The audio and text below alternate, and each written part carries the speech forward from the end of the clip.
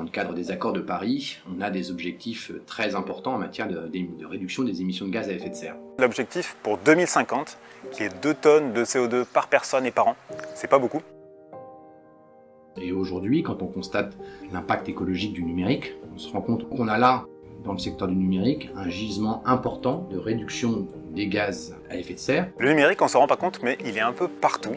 Et parfois, on a tendance à le sous-estimer. Et vraiment, on peut arriver en 2050, progressivement, tous ensemble, collectivement, à s'améliorer pour respecter ces accords de Paris et ces 2 tonnes par personne et par an.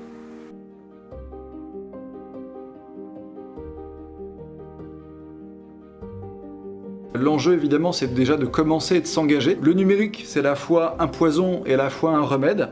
Et donc, l'enjeu, c'est de tirer tout le potentiel du numérique pour justement réduire ses nuisances et encourager des usages qui vont permettre de contribuer notamment au projet de territoire qui vise la neutralité carbone à l'horizon 2040.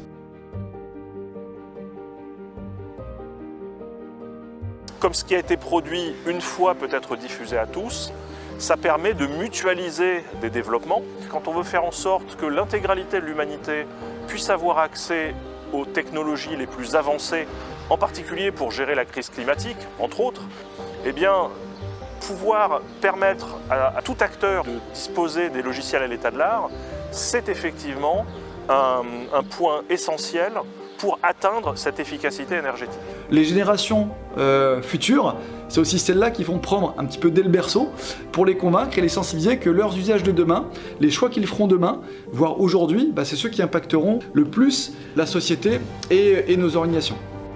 La consommation et la surconsommation de numérique génèrent une pollution très importante sur le plan énergétique et donc effectivement se pose la problématique de comment faire du numérique utile en se concentrant non pas simplement sur les innovations technologiques mais aussi sur l'impact environnemental des technologies qui sont proposées aux personnes. L'enjeu du numérique, c'est de ne pas forcément subir effectivement les évolutions technologiques successives.